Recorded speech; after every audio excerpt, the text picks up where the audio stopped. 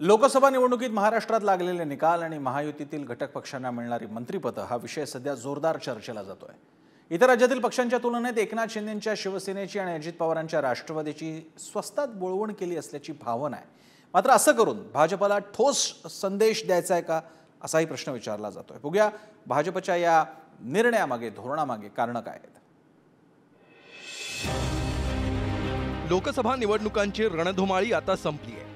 नव केंद्र सरकार सत्तेवर आलंय आणि आता राज्यातील सर्वच राजकीय पक्ष विधानसभा मोडवर जाऊ लागले। लोकसभा निवडणुकीत भाजप आणि महायुतीला राज्यात फटका बसल्यानंतर महाविकास आघाडीच्या नेत्यांचा आत्मविश्वास चांगलाच वाढल्याचं चित्र आहे। विधानसभा निवडणुकांपूर्वी शिंदे आणि अजित पवारांसोबत गेलेले आमदार स्वगृही परत येतील असा दावा काँग्रेसकडून करण्यात येतोय। तर देशातील भाजपची कामगिरी सातत्यानं घसरत असल्याचं शरद पवार सांगतायत। हे गेलेले अजितदादा पवारांच्याकडचे असू देत किंवा शिंदे गटाकडे असू देत, पुढच्या महिनाभरामध्ये जवळपास हे यांचे दोघांचे मिळून 40 आमदार घरवापसी होईल ही परिस्थिती आता निर्माण झालेली आहे राज्यामध्ये आणि त्यांनी तशा पद्धतीचा संपर्क साधत असल्याची माहिती सुद्धा आहे। हे होण्यामध्ये कुठलीही अडचणही मला दिसत नाही, कारण वारे आता महाराष्ट्रातील महाविकास आघाडीच्या दिशेने वाहत आहेत। एकंदरीत जे काही मतदान झालं ते मतदान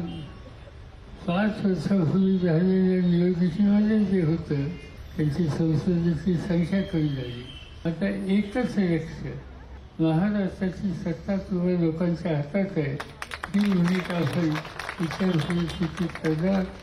देशात एनडीएची सत्ता आली, मंत्रिमंडळाचा शपथविधीही झाला। मात्र राज्यात भाजपचा मित्रपक्ष असणाऱ्या शिंदेंच्या शिवसेनेला केवळ एका राज्यमंत्रीपदावर समाधान मानावं लागलं। दुसरीकडे अजित पवारांच्या राष्ट्रवादीला अद्याप एकही मंत्रिपद मिळालेलं नाही। यावरून महाविकास आघाडीच्या नेत्यांनी महायुतीवर जोरदार टीका करायला सुरुवात केली आहे। कुठ्या उसा लोकांमध्ये हे ओढून ताणून खेटून जबरदस्तीने आणलेलं सरकार आहे। बैलाला रेडकू झालाय अशा पद्धतीचं सरकार आहे। म्हणजे लोकांचा विश्वासच नाहीये या सरकारवर। हे कसं निर्माण झालं सरकार? भाजपला बहुमत नाही, मोदींचा मुखवटा फाटला, इकडून तिकडून बहुमत गोळा करून तुम्ही सरकार बनवलेलं आहे। खासदारांच्या संख्येचा विचार करता महाराष्ट्रातील मित्रपक्षांवर मंत्रिपदाच्या वाटपात अन्याय झाल्याची भावना आहे। फक्त एक खासदार असताना मांझींच्या पक्षाकडे कॅबिनेट मंत्रिपद गेलंय। फक्त एक खासदार असताना अनुप्रिया यांना कॅबिनेट मंत्रिपद मिळालंय। एकही खासदार निवडून आलेला नसताना राज्यसभेवरच्या रामदास आठवलेंनाही राज्यमंत्रीपद मिळालंय। फक्त 3 खासदार असताना जेडीएसला एक कॅबिनेट मंत्रिपद मिळालंय। तर 7 खासदार असताना शिंदेंना फक्त एक राज्यमंत्रीपदच कसं असा सवाल विचारला जातोय। एक खासदार असणाऱ्या अजित पवारांना राज्यमंत्रीपदाची ऑफर देण्यात आली आहे। मात्र अनुभवी प्रफुल्ल पटेलांसाठी राज्यमंत्रीपद स्वीकारायला दादांनी नकार दिलाय। शिंदेंच्या शिवसेनेकडून मंत्रिपदाच्या वाटपाबाबत नाराजी व्यक्त करण्यात आली आहे। तर अशी टीका योग्य नसल्याचं भाजप नेते सांगतायत। राज्याच्या आगामी विधानसभेच्या निवडणुका पाहता शिवसेना पक्षाला न्याय मिळावा किंवा न्याय दिला जावा ही भूमिका आमची होती। त्यामुळे एक कॅबिनेट आणि एक राज्यमंत्री तर दिलंच पाहिजे होतं। जवळपास या सरकारमध्ये 61 मंत्री भारतीय जनता पक्षाचे, घटक पक्षाचे 11 मंत्री आहेत।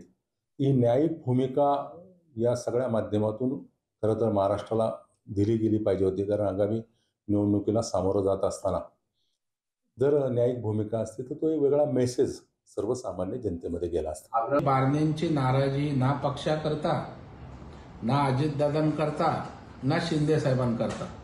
जर बारणे त्या ठिकाणी प्रतापराव जाधवांच्या जागी मंत्री झाले असते तर राज्यमंत्र्यात पण समाधान आहे अशा प्रकारची समंजसपणाचं वक्तव्य त्यांचं आलं असतं।